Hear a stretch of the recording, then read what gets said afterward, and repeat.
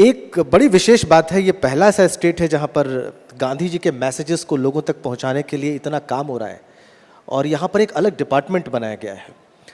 तो ये कैसे आइडिया आया और कैसे इस पे काम हो रहा है, इससे ही बात की शुरुआत करेंगे हम। आप जानते हैं राजस्थान के मुख्यमंत्री जी तकरीबन जितनी मेरी उम्र है उतनी उनकी राजनीतिक पारी है। तो आप समझ सकते हैं उन्होंने गांधी जी से जो प्रेरणा ली, और गांधी जी इस देश में आप सब लोग जानते हैं कि राष्ट्रपिता महात्मा गांधी से के नाम से जाना जाता है, और पूरे भारतवर्ष के अंदर चाहे वो कोई भी कंट्रीज हो, हमेशा गांधी जी का लोग बहुत सम्मान करते हैं। अभी G20 समिट हुई दिल्ली में, और पूरे विश्व के नेता अगर कहीं सबसे श्रद्धा के साथ पहुंचे किसी जगह पे, तो वो राजघाट थी, वो बापू की समाधि थी। आज भी दुनिया में गांधी बहुत, भारत के लिए बहुत बड़ी बात है। भारत की बात गांधी की बात से ही शुरू होती है। बार बार मैं इसीलिए जिक्र कर रहा हूँ कि ये जो नफरत वाला एलिमेंट है, हमने देखा सोशल मीडिया पर बहुत सारी बातें चलती रहती हैं इस सेगमेंट की जिसकी आपने बात की। इससे कैसे युद्ध कर रहे हैं आप लोग, इससे कैसे लड़ रहे हैं? देखो, मैंने कहा ना, कोई व्यक्ति आता है, वो अपनी प्रचार प्रसार करता है। जब वो प्रचार प्रसार करता है तब तक तो लोगों को समझ नहीं आता है। जब वो उसकी जड़ तक पहुंचता है और अंतिम तक पहुंचता है कि भाई इसका आगे इसका क्या वो रहेगा, तब पता लगता है कि ये बहुत बड़ी हम लोगों से भूल हो रही है, हम लोगों से बहुत बड़ी गलती हो रही है। कि जिस तरह का मैंने पहले भी कहा कि जो माहौल है, माहौल बड़ा खतरनाक है।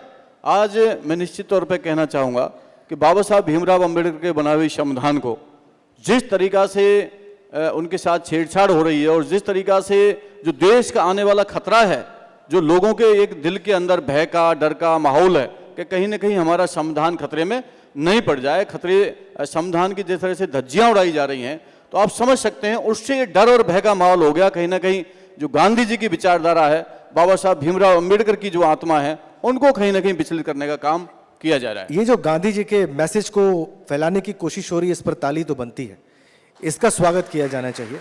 इसको जिस ताकत के साथ गवर्नमेंट और उठा रही है और मंत्री जी इस पर बात कर रहे हैं, म्यूजियम आप लोग बना रहे हैं, आप लोग लाइब्रेरीज बना रहे हैं, गांधी वाटिका का निर्माण हो रहा है, इसके बारे में भी कुछ बताएं हमें, क्या है ये गांधी वाटिका? गांधी वाटिका के अंदर जो गांधी जी की पूरी जीवनी है, गांधी जी का नाम ही तो एक अपने आप में अलग है। पर नई जनरेशन को क्या है कि आज की डेट में मैंने कहा ना, IT का ज़माना है, सोशल मीडिया का ज़माना है, और ये भारत देश हमेशा क्या है, भावनाओं में, कई बार भावुकता में, भावनाओं में, ये सब चीज़ें इस देश के अंदर हैं। इस वक्त ये कालखंड है जिसमें आपका राजनीतिक मुकाबला झूठ से भी हो रहा है। रोजाना चयन करते हैं हम झूठ से ही तो लड़ाई लड़ रहे हैं। हमारा जो लड़ाई लड़ रहे हैं वो असत्य से ही लड़ रहे हैं। अब आप खुद देखिए, परसों प्रधानमंत्री जी चित्तौड़गढ़ आए थे, मैं था उस मीटिंग के अंदर। अच्छा। हाँ, मैं खुद ही गया था, सरकार की तरफ से था। मैं क्योंकि PWD के कार्यक्रम तो मुझे जाना था। जी जी। अब प्रधानमंत्री जी पिछली मीटिंग में आए थे तो कह के गए कि यहाँ पर रेवड़ियाँ बट रही हैं, फ्री की रेवड़ियाँ बट रही हैं, और परसों के भाषण में कह गए कि राजस्थान सरकार, गहलोत सरकार की योजनाएं बहुत अच्छी हैं। मतलब कहीं ना कहीं योजनाओं पर ठप्पा लगा के चले गए। 100 यूनिट तक बिजली मुफ्त है। अब आप देखिए, 2000 यूनिट तक एग्रीकल्चर कनेक्शन का बिजली का बिल मुफ्त है। पेंशन 500 रुपए से 1000 रुपए की पेंशन है। पालनहार योजना 1000 से 1500 रुपए की पालनहार योजना है। 500 रुपए में सिलेंडर है। 40,000 रुपए का एक पशु का बीमा है। 2 पशु हैं तो 80,000 रुपए है। चाहिए क्या? जब सारी अन्नपूर्णा फूड योजना के तहत पैकेट है, 1 किलो दाल, 1 किलो चीनी, नमक, मिर्च, मसाले, ये चीज हैं, ये चीजें दे दी, तो और इससे ज्यादा सरकार 8 रुपए में भोजन है इंदिरा रसोई का। अब जहाँ 5000 की आबादी से ऊपर के गांव हैं, अब मैं एक गांव में गया था तो मेरी वहां पर ससुराल है, मतलब मेरी मिसेज वहीं की है, तो मैंने कहा भाई ये इंदिरा रसोई है। बोल साहब ऐसा है, हमारे यहाँ होटल वोटल तो है नहीं, आप ऐसा करो इंदिरा रसोई पे आपको खाना खिला देते हैं। और 8 रुपए में खाना मिल गया, और ये भी हो गया, होटल पे खाना खा लिया, बाकायदा मान सम्मान के साथ वहां पर खाना मिलता है। तो ऐसी योजना। अब 8 रुपए में क्या मिलता है? 8 रुपए में आप जाओ तो मुझे लगता है 5 हरी मिर्च तो शायद कोई दे देगा, 4 से 5, बाकी इससे ज्यादा इस महंगाई के जमाने 8 रुपए में तो आप एक बच्चे को टॉफी अच्छी खरीद के नहीं दे पाएंगे। हाँ जी, एक अच्छी टॉफी खरीद के किसी बच्चे को शायद ना दे पाए, उसमें भोजन मिल रहा है। 8 रुपए में कॉफी भी नहीं मिलती, अब चाय भी 10 रुपए की है। जी, जिस सभा की आप बात कर रहे हैं उसके कार्यक्रम के बाद जो उनकी सभा थी उसमें उन्होंने कहा, मुझे अच्छे से याद है, मैं देख रहा था, कि जो योजनाएं अच्छी हैं और शुरू हुई हैं, अगर सरकार उनकी बनती है तो वो उसको रोकेंगे नहीं। नहीं, तो इसका मतलब ठप्पा लगा दिया कि हमारी योजना सही है।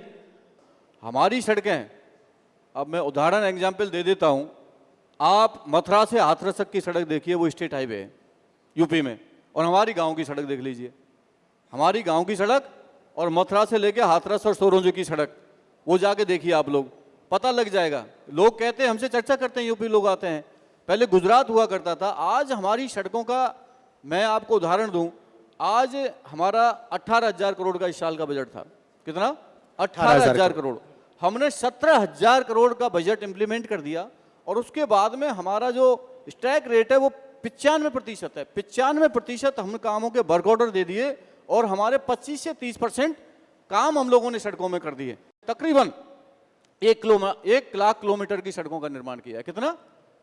1 लाख किलोमीटर की सड़कों का निर्माण किया है, और हम पूरे राजस्थान के अंदर 1,70,000 किलोमीटर की सड़कें बना रहे हैं। 1,70,000 किलोमीटर की सड़कें, और जिसमें से 1 लाख किलोमीटर हम बना चुके हैं।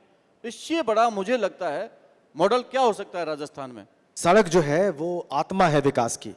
सड़क बनाए बगैर किसी प्रकार का विकास संभव ही नहीं है। एक कहते हैं ना, अमेरिका ने सड़कें बनाई और सड़कों ने अमेरिका को बना दिया। तो सड़कों का निर्माण और इतना महत्वपूर्ण जिम्मा है आपके पास, लेकिन इस विभाग को कहते हैं काजल की कोठरी है, क्योंकि भ्रष्टाचार के बहुत सारे आरोप लगते हैं।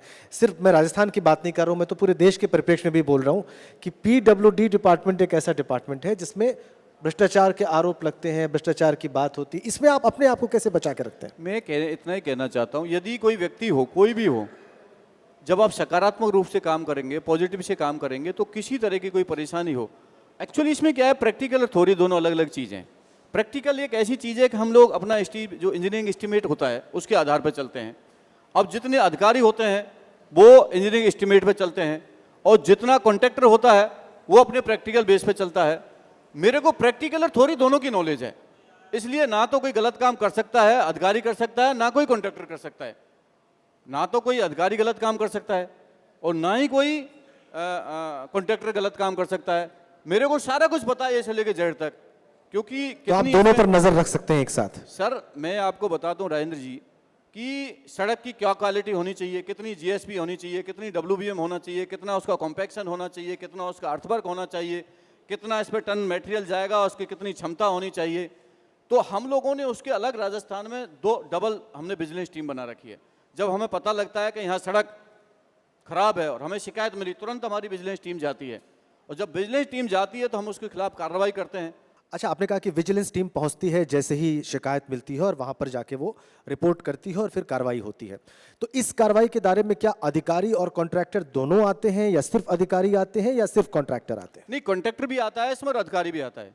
अधिकारी को हम लोग सस्पेंड भी करते हैं, और जिस अधिकारी, चाहे वो हमारा एसई है, चाहे एक्शन है, चाहे हमारा एडिशनल चीफ है, उनके खिलाफ हम लोगों ने बहुत कार्रवाई की है। पाइप्ड वाटर, यानी जो पानी से, पाइप से जो जल घर घर पहुंचाने की योजना है, उस पर बहुत शानदार काम हो रहा है, उनका क्लेम है। फिर वो नर्मदा वाटर प्रोजेक्ट की भी बात कर रहे हैं। क्या उसमें राजस्थान का पैसा नहीं है? और वो तो हमारा सेस का पैसा है, हमारा हिस्से की राशि है। वो तो पहले हमें, इसमें तो 50-50 कर दिया है। पहले तो 90-10 का रेशो था। जब हमारी यूपीए की सरकार थी तो 90% तो केंद्र सरकार देती थी और 10% राज्य सरकार देती थी, उल्टा कम कर दिया। अब 50% तो देती है राज्य सरकार और 50% केंद्र सरकार। अब 50-50 कर दिया, जबकि ऐसा पहली बार हुआ है, पहले होता ही नहीं था। पहले भी तो घर घर कनेक्शन पहुंचते थे, ट्यूबवेल्स लगते थे, हैंडपंप्स लगते थे, सारी चीजें होती थी। मतलब आप कह रहे हैं कि आपका भी इसमें योगदान है, सही है, फैक्ट बता रहे हैं आप। लेकिन ये योजना ठीक से काम कर रही है, इसकी प्रगति से आप संतुष्ट हैं, या जितना होना चाहिए उतना नहीं है? देखो ऐसा है, ये केंद्र सरकार के अधीन आती है, उनके नॉर्म्स अलग अलग हैं। वो कह देते हैं कि आपका टेंडर एबव आया, पहले हमसे परमिशन लोगे तब काम चालू करोगे। अब वहाँ जाएगी फाइल, फिर परमिशन आएगी, उसके बाद टेंडर होगा, कैसे होगा क्या नहीं होगा, फिर वहाँ से राशि नहीं भेजते हैं। भाई जितना पैसा हमारा है उतनी राशि तो डालें उसके अंदर। प्रधानमंत्री जी जब आए, और चूंकि गांधी जी की बात हम लोगों ने की, आपके हाथ में भी है, मेरे हाथ में भी आपका सारा विजन है, सारी योजनाएं हैं, मैं पढ़ रहा था, बहुत विस्तार से पढ़ रहा था मैं। स्वच्छता पर गांधी जी का फोकस रहता था, ये सच है। और अभी एक स्वच्छता पखवाड़ा भी मनाया गया। तो प्रधानमंत्री जी का ये कहना था कि स्वच्छता पर लोग क्यों नहीं बात करते हैं, इसके पीछे राजनीति है। स्वच्छता अच्छी चीज़ है और स्वच्छता अभियान वो चला रहे हैं, अच्छी चीज़ें होनी चाहिए, परंतु मुझे तो लगता है वो जो राजस्थान के जो नौजवान हैं, राजस्थान का युवा है, उनकी नौकरियों की मुझे लगता है कि बात करते तो अच्छा होता। अब आप सवाई माधोपुर में इस वक्त हम बैठे हुए हैं और मैं देख रहा हूँ स्टूडेंट्स हैं और युवा हैं जो इस सभा में मौजूद हैं और आपको सुन रहे हैं लगातार। और ये जो वर्ग है ना, इसके ही सामने रोजगार का प्रॉब्लम है, प्रश्न इसी के सामने खड़ा है कि इसका भविष्य क्या होगा। तो मुझे लगता है कि इनसे बात की जाए और इनसे जाना जाए, अगर हम इनके सवाल ले सकें तो, कि ये मंत्री जी से क्या प्रश्न करना चाहते हैं और क्या ये महसूस कर रहे हैं। चलिए आपसे शुरू करते हैं, अपना नाम बता के अपना। हाँ, मैं हरिप्रसाद योगी और एज ए सोशल एक्टिविस्ट हूँ मैं, और मैं मंत्री जी से ये जानना चाह रहा हूँ कि सड़कों के बारे में आम आदमी की जो राय है, क्योंकि दुर्घटनाएं भारत में सबसे ज़्यादा होती है और सब लोग इससे परेशान है, किसी न किसी परिवार में इस तरह के हादसे होते रहे हैं। मैं जानना ही चाह रहा था कि राजस्थान की सड़कों के बारे में, जैसा कि अभी यहाँ कहा गया था, जो गाँव की सड़कें हैं उनकी बहुत ही बदतर हालात हैं और लोग ये भी मानते हैं कि ठेकेदारों को कमीशन होता है, अफसरों को कमीशन होता है। तो आपने भी कहा था कि 5 साल की गारंटी देती है इंडियन रोड कांग्रेस, तो उसमें आप क्या बता पाएंगे कि आपने क्या रिफॉर्म किए, कोई ऐसे अफसरों के अगेंस्ट में आपने कार्रवाई किया, ठेकेदारों को फोरफिट किया हो, तो वो थोड़ा सा बताएं जो हम लोग जाने कि सड़कों की दुर्घटना रुक सके। आपने कहा कि सड़कों की दुर्घटना होती है, हम लोग क्या करते हैं, हमारी टीम है, जहाँ पर ब्लैक स्पॉट होते हैं, जहाँ दुर्घटना जाती होती है, जहाँ दुर्घटना हो ज़्यादा होती है, वहाँ पर हम ब्लॉक स्पॉट चिन्हित करते हैं। और जहाँ ब्लॉक स्पॉट चिन्हित होता है, हमारी सड़क सुरक्षा की एक अलग से टीम है, वहाँ पर उसको हम लोग ठीक करने का काम करते हैं। आपको विश्वास दिलाता हूँ, आने वाले 6 महीने के अंदर कहीं पे आपको सड़कों में गड्ढे नहीं मिलेंगे। अगला सवाल। सर, आपने रोजगार की बात की है, रोजगार के लिए आपने टीचरों को तो वैकेंसी दे दी, लेकिन अन्य रोजगार के लिए जैसे एक सीटें कराई थी पिछले साल, उस सीटें का अभी तक कोई क्लेरिफिकेशन नहीं डाला। 15 गुना के लिए डाला था, ना तो ग्रेजुएशन के लिए डाला, ना ही 10+2 के लिए डाला। तो उस पर क्लियरिटी करके आपका क्या ओपिनियन है? तो ऐसा है भैया, उसमें क्यों रोका, कैसे रोका, मैं आपको विश्वास दिलाता हूं कि राजस्थान की सरकार ने हमेशा सकारात्मक रूप से काम किया है। अब कोई व्यक्ति कोर्ट में चला जाए या कोई दिक्कत आ जाए, उसमें मैं नहीं कह सकता, पर मैं इतना कहना चाहता हूं कि केंद्र की सरकार ने कोई नौकरी दी हो तो मुझे बता दें। केंद्र की सरकार ने सिंगल नौकरी दी हो, या तो रेलवे में भर्ती निकाली हो या अन्य विभागों में भर्ती निकाली हो, कोई भर्ती निकाली हो। ये जो मंत्री सवाल पूछ रहे हैं, मैं चाहूंगा कि मनीष जी आप अगर पूछ सकें तो। वर्तमान समय में राजस्थान सरकार के द्वारा कई योजनाएं चलाई जा रही है, जिसमें कि गांव में फूड पैकेट दिए जा रहे हैं। ये बहुत अच्छी बात है, लेकिन गांव में किसी भी व्यक्ति से आप जाके पूछोगे तो उन फूड पैकेट की क्वालिटी बिल्कुल ठीक नहीं है। और मैंने जहाँ तक गांव में जिससे भी पूछा है, वो जानवर को खिलाने के काम आ रहे हैं या फेंकने के काम आ रहे हैं। तो इसके बारे में क्या ओपिनियन है आपका? मतलब खाने के लिए तो वो कहीं यूज़ हो ही नहीं रहे। एक तेल की बात अलग है, वरना नमक आता है उसमें थोड़ी मिट्टी वगैरह, मतलब सही नहीं है। ये बिल्कुल आपने सही बात कही है आपने कि कहीं कहीं शिकायतें मिली हैं। एक्चुअली क्या हुआ कि इसका ऑर्डर दिया, एक साथ इतनी चीज़ें उपलब्ध हो नहीं पाई।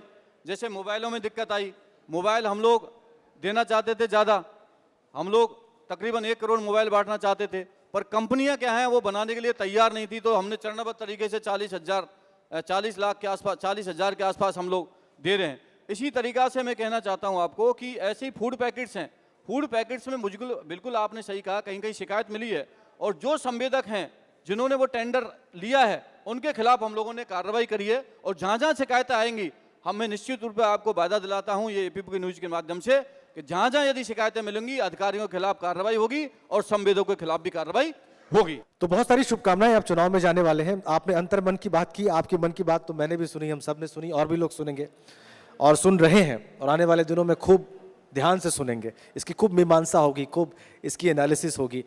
तो आप चुनाव में जा रहे हैं, बहुत सारी शुभकामनाएं और बहुत धन्यवाद यहाँ इस मंच पर आने के लिए, जी खोल कर बात करने के लिए।